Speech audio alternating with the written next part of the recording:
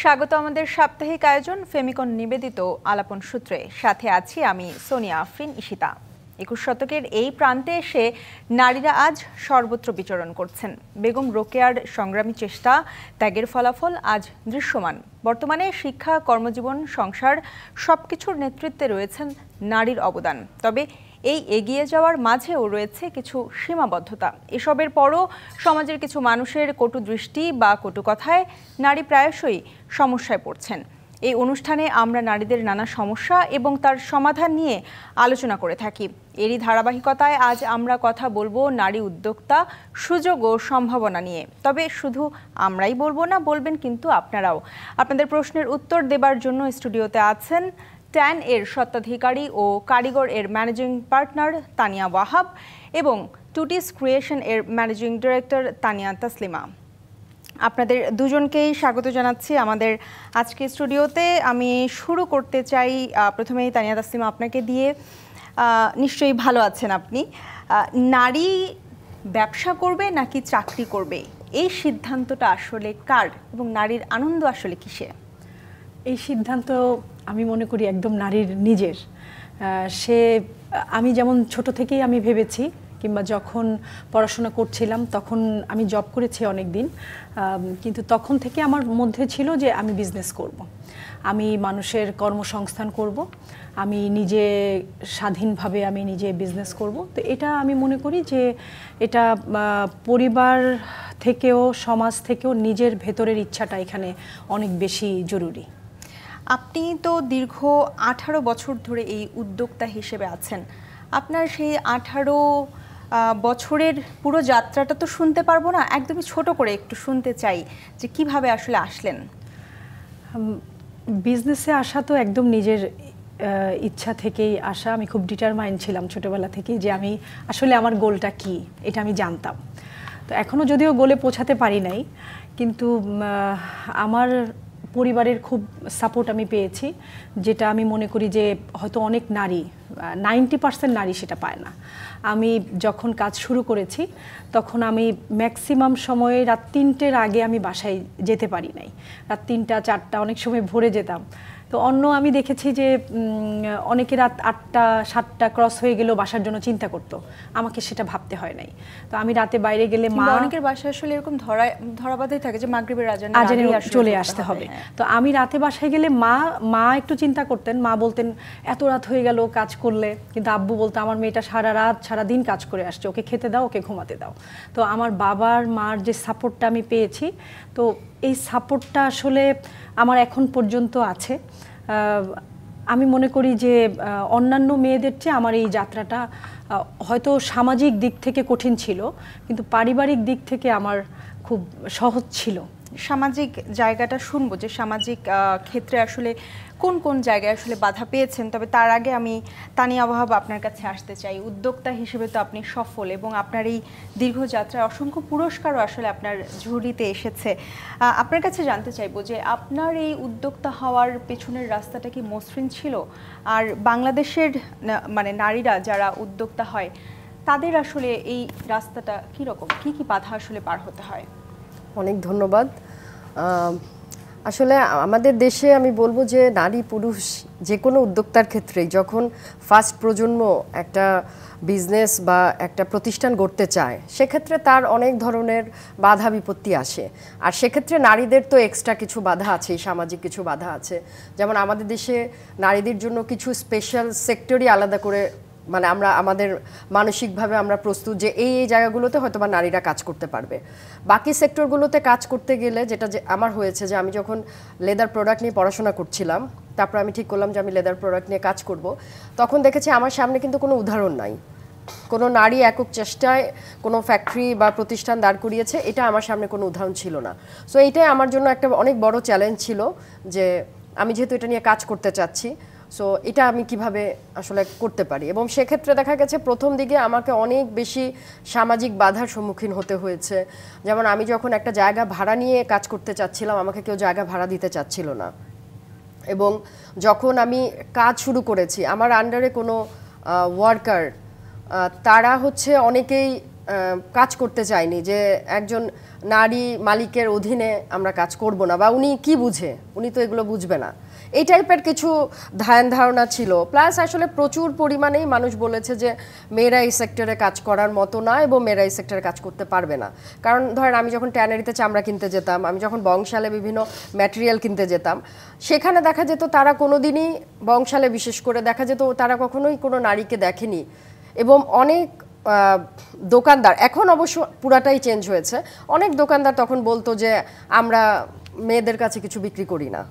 But এখন কিন্তু এই যে 19 বছর পরে আমি বলবো এখন প্রচুর নারী উদ্যোক্তা কাজ করছেন, এবং আমরা হয়তোবা ওই পথটা তৈরি করে দিই। যারা নারী উদ্যোক্তা আছেন তারা কি আসলে এই যে রুট লেভেলে যখন বিভিন্ন প্রোডাক্ট তারা কিনতে যাচ্ছে, সেই ম্যাসিপলের সাথে কি একদম মিশে যেতে পারছে?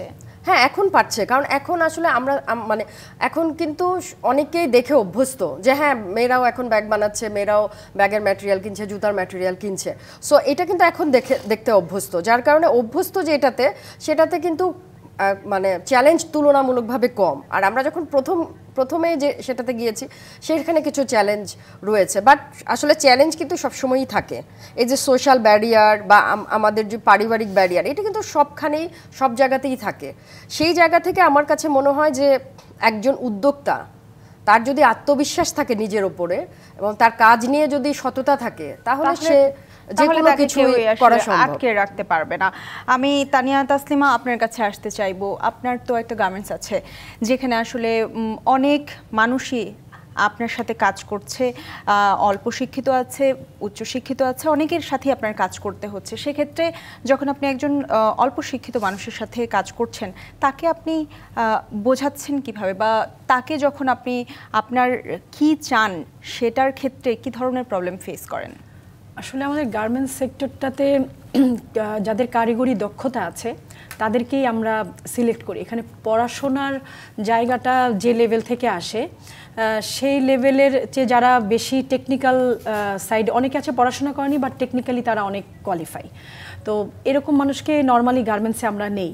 এবং যারা অপারেটর আসে, হেল্পার আসে, তো এদেরকে আমরা প্রথম দিকে একটু ট্রেনিং দেই, যে যাদের ইচ্ছে আছে, হয়তো হেল্পার হিসাবে ঢুকলো, কিছুদিন তারা 2 মাস 3 মাস আমরা মেশিনে তাদেরকে সেই সাপোর্টটা দিই, তারা মেশিনে বসে যাতে তারা অপারেটর হতে পারে। তো এরকম আমরা যে কাজটা গার্মেন্টসে কিন্তু একজন পুরোটা তৈরি করে না, প্রত্যেকে আলাদা প্রসেস বাই প্রসেস কাজ করে। তো যে প্রসেসটাতে আমরা দেখি যে সে ভালো করবে, সেই প্রসেসেই তাকে ট্রেনিং দেওয়া হয়। তো সে তখন আবার অনেকে আসে প্রশিক্ষিত হয়েও আমাদের কাছে আসে। তো সেই ক্ষেত্রে অনেক যে বেশি কঠিন হয় বিষয়টা এরকম না, তবে প্রশিক্ষণ এবং তাদের ভাষা এবং আমাদের ভাষা, গার্মেন্টসের কিছু ল্যাঙ্গুয়েজ আছে, তো সেইগুলো আমাদেরকে বুঝতে হয়। আমরা এতদিন বুঝে গেছি, আমাদের যারা লোকজন আছে যারা আমার ফ্যাক্টরি চালায় তারাও এই বিষয়ে ভালো। যে প্রশিক্ষণের কথা বলছিলেন, সেক্ষেত্রে বিরতির সময় হয়েছে, বিরতির পরে এসে আসলে শুনতে চাই যে বাংলাদেশের সরকারি এবং বেসরকারি পর্যায়ে যেই ট্রেনিং আছে সেটা আসলে পর্যাপ্ত কিনা, এটা শুনবো বিরতির পরে এসে। বিরতি নিচ্ছি। ডিবিসি নিউজের সাপ্তাহিক আয়োজন ফেমিকন নিবেদিত আলাপন সূত্রে, সঙ্গেই থাকুন। আবারও স্বাগত ডিবিসি নিউজের সাপ্তাহিক আয়োজন ফেমিকন নিবেদিত আলাপন সূত্রে। আমাদের সাথে আছেন ট্যান এর স্বত্বাধিকারী ও কারিগর এর ম্যানেজিং পার্টনার তানিয়া ওয়াহাব এবং টুটিস ক্রিয়েশন এর ম্যানেজিং ডিরেক্টর তানিয়া তাসলিমা। আপনাদের দুজনকে আবারও স্বাগত জানাচ্ছি আমাদের আজকে স্টুডিওতে। বিরতির আগে কথা বলছিলাম আসলে ট্রেনিং নিয়ে। তানিয়া ওয়াহাব, আপনার কাছেই জানতে চাইবো যে তানিয়া তাসলিমা বলছিলেন যে স্বল্প শিক্ষিত যারা আছেন তাদেরকে নিয়ে কাজ করার কিছু তো চ্যালেঞ্জ আছে, তাদের যে ট্রেনিং সরকারি এবং বেসরকারি দুভাবেই যে ট্রেনিংটা দেয়া হয়, এই ট্রেনিংগুলো কি আসলে তাদের জন্য পর্যাপ্ত? কিছু কিছু ট্রেনিং দেখা যায় যে একেবারেই ডিজাইন করা হয় যে তাদের কি দরকার সেই হিসেবে, সেই ট্রেনিংগুলো কিছুটা অবশ্যই কাজের, কিন্তু আমাদের দেশে দেখা যায় অধিকাংশ ট্রেনিংয়ের আগেই কোনো ডিজাইন করা হয় না। দেখা যায় যে সবাইকে একই মাপে ফেলে দিয়ে ট্রেনিং দেওয়া হয়, সেই ট্রেনিংগুলো আসলে আদৌ আমার মনে হয় কোনো কাজে আসে না। তো সেক্ষেত্রে আমার কাছে মনে হয় যে প্রত্যেকটা সেক্টর বা এক একজন ওয়ার্কারের যে দক্ষতা সেটার উপরে যদি, এবং তার কোন ব্যাপারে ইন্টারেস্ট আছে সেইটা বিবেচনা করে যদি মানে ট্রেনিং ডিজাইন করা হয়, তাহলে সেই ট্রেনিংগুলো অনেক ফলপ্রসূ হয়। অসংখ্য ধন্যবাদ। তানিয়া তাসলিমা, আমি আপনার কাছে আসতে চাই যে আমরা আসলে দেখি যে আমাদের দেশের লোকাল যে প্রোডাক্টগুলো আছে সেগুলোর চেয়ে আসলে আমাদের দেশের অনেককেই দেখা যায় যে ইন্ডিয়ান বা পাকিস্তানি প্রোডাক্টগুলোর উপরে বেশি ঝুঁকে যায়। সেক্ষেত্রে আমাদের দেশের বা বিদেশি পণ্যগুলোর উপরে বেশি ঝুঁকে যায়। সেক্ষেত্রে আমাদের দেশের পণ্যগুলোকে জনপ্রিয় করার জন্য আসলে কি করা যেতে পারে? আমাদের দেশের পণ্য আসলে কেন জনপ্রিয় না, এটা নিয়ে আসলে বিস্তর আলোচনা করা সম্ভব। কিন্তু আমাদের দেশে এত ভালো ভালো প্রোডাক্ট হচ্ছে, কেন আমরা সেখানে অনেক কাস্টমার আছে তারা উৎসাহী না, ইন্ডিয়াতে পাকিস্তানি প্রোডাক্টে তারা উৎসাহী, এটার মানসিক একটা বিষয় থাকতে পারে। কারণ তারা হয়তোবা জানেও না যে আমাদের দেশের কোয়ালিটি কোথায় চলে গেছে। আমি যদি আমাদের গার্মেন্টস সেক্টরের কথা বলি, লাস্ট 10 ইয়ার্স বাংলাদেশের ডেনিম গোটা ওয়ার্ল্ডে প্রথম। তো কিন্তু আমরা হয়তো বা বিদেশে গেলে ডেনিমটা কিনছি, আমরা দেশ থেকে কিনছি না, কিন্তু আমাদের দেশেরটাই বিদেশে যাচ্ছে তখন আমরা বিদেশ থেকে কিনে নিয়ে আসছি। আমি তানিয়াপুর ব্যাগের প্রশংসা করব যে আমরা অনেক ব্র্যান্ডের ব্যাগ অনেক কিছু আমরা বাইরে থেকে নিয়ে আসি, কিন্তু বাংলাদেশে যারা ব্যাগ তৈরি করছে তো সেই ব্যাগটা হয়তো বা আমরা অনেকে জানি না। তো আমার কাছে মনে হয় যে এই প্রযুক্তির ব্যবহারের মাধ্যমে এবং মানে ব্র্যান্ডিংয়ের মাধ্যমে এবং কিভাবে এটা সম্প্রসারণ করা যায় এবং মানুষের জ্ঞান বাড়ানো যায় যে দেশের প্রোডাক্টটা কতটা ভালো এবং এটা টেকসই এবং ডিজাইনগত দিক থেকে খুবই স্মার্ট ডিজাইন তৈরি হচ্ছে। তো আমাদের এই যে জায়গার জানারও অনেক গ্যাপ আছে। তো এই জানার জায়গাটাকে আমাদেরকে উত্তরণ করতে হবে। সেক্ষেত্রে কি এই যে আপনি বলছেন যে আমাদের দেশের প্রোডাক্টগুলো দেশের বাইরে যাচ্ছে, আমরা সেই প্রোডাক্ট আবার দেশের বাইরে থেকে আসলে কিনে নিয়ে আসছি, সেক্ষেত্রে কি আসলে বাজারজাত প্রক্রিয়ার ক্ষেত্রেই আসলে দুর্বলতা? বাজারজাত এবং ব্র্যান্ডিংটা খুবই ইম্পর্ট্যান্ট। আমাদের অনলাইন এবং অফলাইন দুদিকেই ব্র্যান্ডিংটা করা জরুরি এবং গ্রাহকের সাথে সরাসরি সম্পৃক্ততা জরুরি। এবং আমাদের দেশে অনেক অনলাইন ব্র্যান্ড আছে যারা প্রোডাক্ট কিনলে ব্যাক করে না, প্রোডাক্ট যেরকম তারা অর্ডার করে অনেক সময় সেটা পায় না। তো এরকম দুই একটা ছিন্ন বিচ্ছিন্ন ঘটনার কারণে যারা আসলেও কাজ করছে সেই জায়গাতে একটা অবিশ্বস্ততা তৈরি হয়েছে। তো সেই জায়গাটাকেও আমার মনে হয় যে যারা ভালো কাজ করছে তাদেরকে নজরে আনা উচিত। এই জায়গায় আপনি বলছিলেন, জি জি জি, হ্যাঁ, সেটা হচ্ছে যে আমাদের দেশে উদ্যোক্তা যারা, তাদের মার্কেটিংয়ে একটা বড় ঘাটতি আছে। দেখা যায় একজন এসএমই উদ্যোক্তা যখন একটা প্রতিষ্ঠান গড়ে তখন কিন্তু তার প্রতিষ্ঠান, তার প্রোডাক্ট, তার ওয়ার্কার সব কিছু করার পরে দেখা যায় মার্কেটিংয়ের জন্য তার এনাফ টাকা থাকে না। তো সেই জায়গাটা থেকে দেখা যায় যে অন্যান্য দেশে, আমি বাংলাদেশ ছাড়া অন্যান্য দেশে বলবো যে এসএমইদের জন্য কিন্তু সরকারি বা বেসরকারি পক্ষ থেকে বিভিন্ন প্রজেক্ট নেওয়া হয় যে ব্র্যান্ডিং তাদের দেশ। যেমন আমাদের দেশেও যদি ব্র্যান্ডিং বাংলাদেশ নিয়ে একদম জোরে সোরে কাজ করা হয়, হ্যাঁ কিছু কাজ হচ্ছে, কিছু কাজ খুব দুর্বল, কিন্তু মানুষের মনে যদি এইটা দেওয়া যায় যে এটা কিন্তু উইন উইন সিচুয়েশন, আমি যখন আমাদের দেশের একটা প্রোডাক্ট কিনবো সেই প্রোডাক্ট কেনার মাধ্যমে কিন্তু আমি দেশের অর্থনীতিতে অবদান রাখছি, আর আমি যখন দেশের বাইরে থেকে একটা প্রোডাক্ট, ইম্পোর্টেড প্রোডাক্ট আনবো তাহলে কিন্তু আমি দেশের ডলারটা আমি বাইরে পাঠিয়ে দিচ্ছি। সো আমি যেহেতু একটা জিনিস কিনে আমি নিজে লাভবান হব, এইটা যখন একজন ক্রেতা বুঝতে পারবে তখন কিন্তু, এবং আমাদের দেশে অনেক ভালো প্রোডাক্ট হচ্ছে, এই যে তানিয়াপু যেটা বললেন, হ্যাঁ ডেনিমে বাংলাদেশ এখন কত ভালো করছে, এই জায়গাগুলো কিন্তু এই যে আজকে প্রোগ্রামের মাধ্যমে হয়তো বা যারা দেখবে তারা জানবে, কিন্তু আমাদের দেশের বেশিরভাগ মানুষই কিন্তু জানে না বাংলাদেশে এত সুন্দর ব্যাগ হচ্ছে, ফুটওয়্যার হচ্ছে, এত সুন্দর ডেনিম হচ্ছে।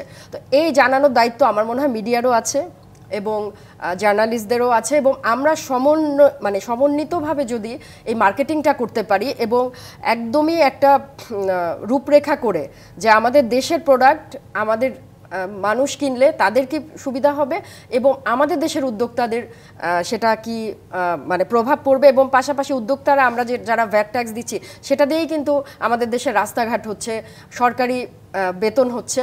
এই জায়গাগুলোতে যদি আসলে খুব ভালোভাবে আইডেন্টিফাই করা হয় তাহলে আমার মনে হয় যে দেশীয় প্রোডাক্ট। আপনার কাছে আমি এই জায়গায় জানতে চাইবো যে আসলে আমাদের দেশের অনেক উদ্যোক্তাই আছেন যারা নিজেদের প্রোডাক্ট আসলে দেশের বাইরে চাইলেও বিভিন্ন কারণে আসলে পাঠাতে পারে না। সেক্ষেত্রে কি আপনার কাছে মনে হয় যে আমাদের দেশের উদ্যোক্তারা যোগাযোগের ক্ষেত্রে একটু পিছিয়ে আছেন? হ্যাঁ, কিছুটা তো আছেই। আসলে আমাদের দেশে বিশেষ করে নারী উদ্যোক্তারা হয়তোবা খুব সুন্দর প্রোডাক্ট করছে, কিন্তু এই প্রোডাক্টটা আসলে কোন বাজারের জন্য সে তৈরি করছে বা এই প্রোডাক্টটা সে কীভাবে এক্সপোর্ট করবে সেই সম্পর্কে হয়তোবা তার অনেক কিছু জানা নেই। তো সেই জায়গাটায় অবশ্যই অনেক গ্যাপ আছে এবং এই গ্যাপগুলো আসলে পূরণ করা যায় যে আপনি যেটা বলছিলেন এর আগে ট্রেনিংয়ের কথা, যে এই ধরনের ট্রেনিং যারা এক্সপোর্ট করতে আগ্রহী তাদের যদি একদম ফলপ্রসূ একটা ট্রেনিং দেওয়া হয়, না মানে নামকাও ওয়াস্তে কিছু ট্রেনিং হয় 3-4 দিনের, হয়তো বা বড় বড় হোটেলে একটা সেমিনার দিয়ে শেষ হয়ে যায়, তো আমার কাছে মনে হয় একটা ফলপ্রসূ ট্রেনিং যে আসলে উদ্যোক্তা কি শিখেছে এবং তার যদি সেই জিনিসটা নিয়েও তাকে মানে ফলো আপ করা হয় তাহলে সেই উদ্যোক্তা লাভবান হবে। আমি তানিয়া তাসলিম আপনার কাছে আসতে চাই। আমাদের যে বাজারজাতের যে জায়গাটা, সেখানে হচ্ছে যে বিভিন্ন প্রোডাক্ট আসলে বাইরে থেকে যারা বায়ার তারা যখন কিনতে আসছেন, আমরা আগের দেখেছি যে অনেকে আসতেন, কিন্তু এখন নতুন করে সেই সংখ্যাটা কেন কমে গেল হঠাৎ করেই? সংখ্যা কমেছে এটা আসলে ঠিক, অনেকে চলে যাচ্ছে আসলে। আমরা তো এক্সপোর্ট করছি, যারা কিনতে আসছে বিষয়টা একরকম, আর এক্সপোর্ট, আপনি এক্সপোর্টের কথা মেবি বলছেন কিনা, তো এক্সপোর্টের কথা যদি বলে থাকেন আসলে এক্সপোর্ট যে কমেছে বিষয়টা এরকম না। আমি তানিয়াপার একটা কথায় মানে ওনার কথার সাথেই একমত যে আমাদের এখানকার সবাই ওই যে যোগাযোগের যে বিষয়টা বললেন, এই ক্ষেত্রে কি হয় আমাদের নলেজটা যে কিভাবে আমরা একটা ব্যবসা যখন শুরু করব তো সেই প্ল্যানিংটা আমরা ঠিকভাবে করতে পারি না। তো প্রথম যে প্ল্যানিংটা থাকে সেটা হচ্ছে বাজার চাহিদা এবং লক্ষ্য গ্রাহক নির্ধারণ করা, যে আমার বাজারের চাহিদা কি আছে এবং আমার লোক যে পণ্যটা আছে সেটার গ্রাহক কারা। সেকেন্ড থিং হচ্ছে প্রযুক্তি ও ডিজিটালাইজেশন। এই বিষয়টা হচ্ছে যে এখন আমি যদি প্রযুক্তির মাধ্যমে আমার ব্যবসার প্রত্যেকটা কাজকে সহজতর না করি তাহলে এখানে এত বেশি আমাদেরকে হেডেক নিতে হবে, তো এটা অনেক সহজে করা সম্ভব এবং ই কমার্স এবং অ্যাপ চালিত অ্যাপের প্ল্যাটফর্মগুলো ব্যবহার করে আমরা এটাকে সহজতর করতে পারি কিংবা ব্যবসা সম্প্রসারণের কাজেও ব্যবহার করতে পারি। আর একটা বিষয় হচ্ছে যে বাংলাদেশের মানুষ এবং ওয়ার্ল্ডের যে কোনো জায়গায় যান, যে টেকসই এবং পরিবেশ বান্ধবটা এখন সবচাইতে বেশি জনপ্রিয়। আমরা যে কোনো প্রোডাক্ট নির্ধারণের ক্ষেত্রে চিন্তা করব যে এটা পরিবেশ বান্ধব কিনা এবং এটা টেকসই কিনা এবং এটা পুনর্ব্যবহার করা যায় কিনা, এই তিনটা জিনিস তাদেরকে চিন্তা করা উচিত। এবং আপু যে কথাটা বললেন যে ট্রেনিংয়ের, তো এইসব ট্রেনিংয়ের মধ্যে আমি মনে করি সবচেয়ে ইম্পর্টেন্ট হচ্ছে সরকারের নীতিমালা এবং আইন জানা, লাইসেন্স ট্যাগ সম্বন্ধে তাদের জানা এবং কর ব্যবস্থাপনা সম্বন্ধে জানা। আমাদের দেশের বেশিরভাগ নারী উদ্যোক্তারা এ ব্যাপারে তাদের টোটালি বলা যাবে না, বেশিরভাগ ক্ষেত্রেই নলেজ একটু তারা কম রাখে এবং অর্থায়ন এবং বিনিয়োগের যে বিষয়টা আসে সেক্ষেত্রে আমি বলবো যে অনেকেরই, আপু যেমন বললো যে মার্কেটিংয়ের ক্ষেত্রে যে টাকাটা থাকে না, সেই ক্ষেত্রে তারা যদি আসলেও মানে লক্ষ্য তাদের নির্ধারিত থাকে, সুনির্দিষ্ট এবং সুস্পষ্ট থাকে, তাহলে আমি মনে করি যে তাদের একটা ব্যবসায়িক মডিউল সুপরিকল্পিতভাবে বিনিয়োগকারীদেরকে আকৃষ্ট করার জন্য তৈরি করা, যে এটা যদি তারা তৈরি করতে পারে তাহলে অবশ্যই তার যে টাকাটার একসময় অভাব হতে পারে সেই জায়গাটা তারা তখন রিকভার করবে। সেকেন্ড থিং হচ্ছে যে আমরা ব্যবসা করার সময় এটা ভাবি না যে আমাদের আসলে আমাদের এই টাকাটা যে আমরা বিনিয়োগ করলাম এটা কত দিনে আমাদের উঠে আসবে, এটা প্ল্যানিংটা খুবই দরকার। আপনাদের দুজনকে অসংখ্য ধন্যবাদ আমাদেরকে আজকে স্টুডিওতে সময় দেওয়ার জন্য। আমাদের একদমই শেষ হয়ে এসেছে অনুষ্ঠানের সময়। আপনাকেও ধন্যবাদ। আপনাকেও। ফেমিকন নিবেদিত আলাপন সূত্রে এই ছিল আমাদের আজকের আয়োজন। সঙ্গেই থাকুন।